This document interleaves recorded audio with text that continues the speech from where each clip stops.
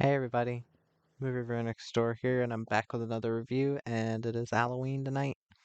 It is literally 11:59, so I'm just starting this now, but just watched a random movie for Halloween, and it was Stir of Echoes. It's a 1999 supernatural thriller directed by David Koepp, and it stars Kevin Bacon, Catherine Erbe, Aliana Douglas, Kevin Dunn, and Zachary David Cope in this film. After being hypnotized by his sister-in-law, Tom Witzke begins seeing haunted visions of a girl's ghost and a mystery begins to unfold around her. So, what did I think of Stir of Echoes?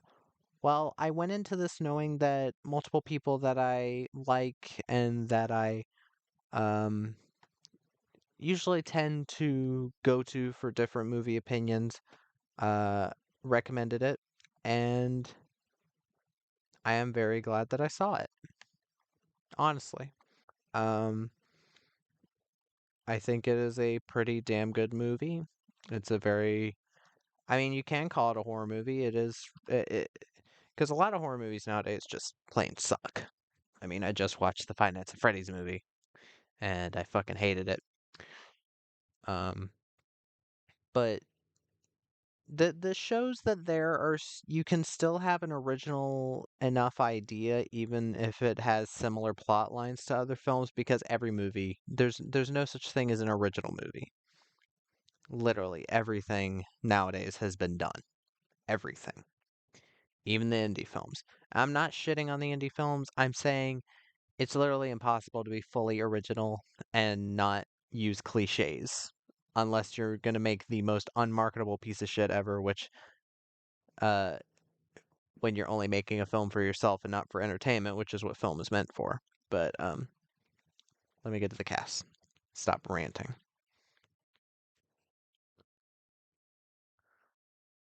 Kevin Bacon plays Tom Witzke. Uh, uh, he does a pretty good job in the role. Sorry, my mind's wandering. He plays the confusion of getting these newfound powers, kind of these visions. He plays it very well. Um, I think that he was the right pick for this character. I haven't seen much of his like in between getting into the millennia stuff. So it was nice to see him in a different type of role. This also kind of reminded me a bit of Flatliners in the like tone that this was going for and the kind of story it was trying to tell. And yeah, I think he did a good job. Catherine Erbe plays Maggie Witzke, his wife. She's pretty decent, I think. Doesn't do much that's like insane or impressive or anything, but they do give her a bit more of a character than you usually get with movies like this. Um, I thought I recognized her from something. I don't see her in anything here that I recognize her from, but yeah, I think she did all right for what she had to do. Um, Ileana Douglas plays Lisa Weil. This is the sister of Maggie. She's a hypnotist. She decides at a party to hypnotize Tom. I think she's one of those actresses that you see randomly in movies, and you're usually like, "Oh, I know who that is, but I don't know their name." Um, Apparently she's in quite a few Martin Scorsese movies. She's in Goodfellas, Cape Fear, Last Temptation of Christ. But she's a character actress you see in a ton of movies. She's very odd, and I do really like her in this. I think she's weird in the right way. Um, Kevin Dunn plays Frank McCarthy. He's a neighbor. He does a good job in the film. And Zachary David Cope as Jake Witzke, the son of Tom. Um, they're kind of doing the creepy kid thing here, but there's a reason for it, and it's not just unexplained kid being creepy type shit, which I hate. He does a good job. He's a good little actor. He's a shit ton better than the little girl in Five Nights at Freddy's, that's for sure, but not be better than that. But yeah, Stir of Echoes. This is again, I there were two people that I've heard enjoy this film that I was like, oh, they like it, so maybe I'll like it. And it was Deus Deacon reviews, who doesn't currently do reviews right now. I think he's mostly streaming on Twitch, but I hope he's doing well. And a personal friend, uh, Matt Roller, or Rambo Rap for Life, also really enjoys this film. And I was like, okay, I've taken a lot of his opinions on things and watched the films and enjoyed them. And yeah, I really enjoyed this one. I think, again, the acting across the board is pretty damn solid. The film doesn't stoop to just doing jump scares, which is a thing I look for quite often in a horror movie that's not just out to scare you, it's more trying to get under your skin. Because to be honest, like my mom said, um a scene of somebody like say chipping a tooth or breaking their fingernail off in a movie elicits more of a reaction than just someone getting their throat slashed or getting stabbed or being decapitated. And I can kind of understand that because, like, most of what you get in horror nowadays is slasher movies, which I think slasher movies can be great. Given certain context, I think there are many great slashers. I remember enjoying The Prowler, even though it's batshit insane. Um, I remember liking Terrifier 2. Yes, I liked Terrifier 2 for what it was. I'm not going to call it a horror classic. It is not one of the best slashers of all time. It's not the best horror movie of that year. I think people really blew it the fuck out of proportion. Um, there's there was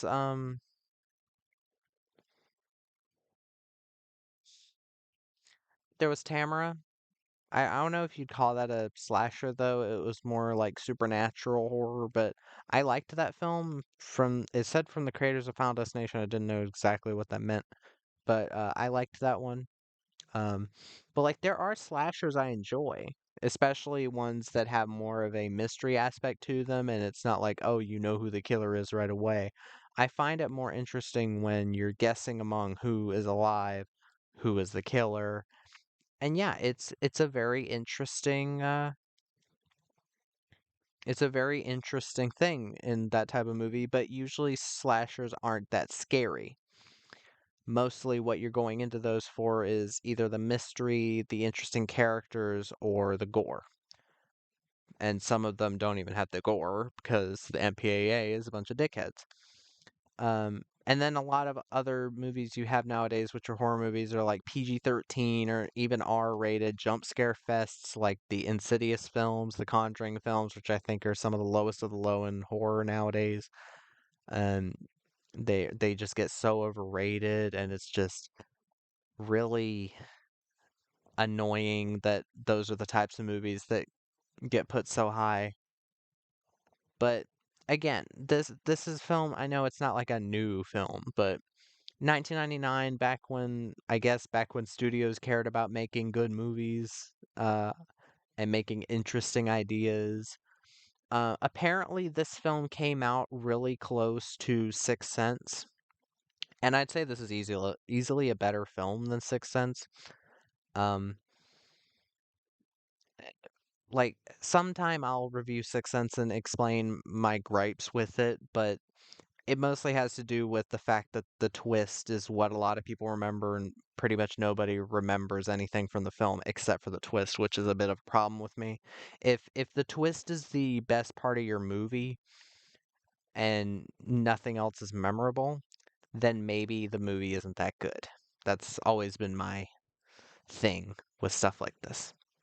But um, if the twist turns the entire movie on its head and makes it an entirely different thing in a smart way, then I like it. But Sixth Sense didn't do that for me. But this came out around the same time before this type of thriller was more of a thing. Kind of ghosts type thrillers, supernatural, this type of shit. Um, and that seemed to have hurt it because it didn't do well in the box office. It wasn't even a huge budget film. It was 12 million. Um, and it's sad to see because this I really enjoyed it.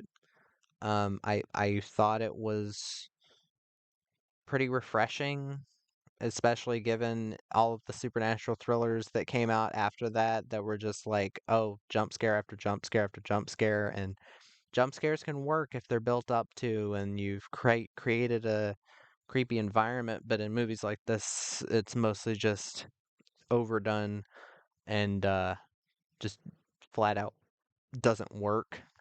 Um, but this film is it has some elements that I guess you could compare to Final Destination, some elements you could compare to the TV show Medium or Ghost Whisperer.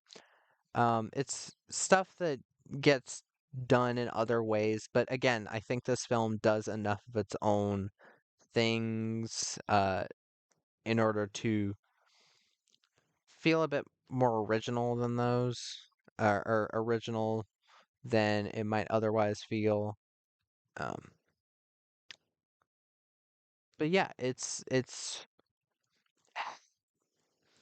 Is there something I could say bad about this movie? Yeah. I will say the twist that does happen is a tiny bit weak.